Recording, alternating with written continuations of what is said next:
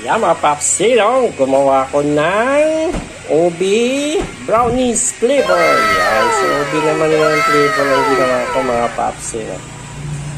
I-try naman natin itong ubi flavor kaysa yung lagi tayo gumagawa ng chocolate flavor. Ngayon ay ubi flavor naman. So try natin ito. Kung mukhang masarap naman at yummy din sa panglasa ng mga customer natin. Kaya ayan. So ready na. Na-slice na at lagyan na natin ng mga anik-anik sa ibabaw. Ayan. So ubi brownies flavor. Ayan. So okay na. Ayan. Ayan, at mayroon tayong ubi mada mga papsi.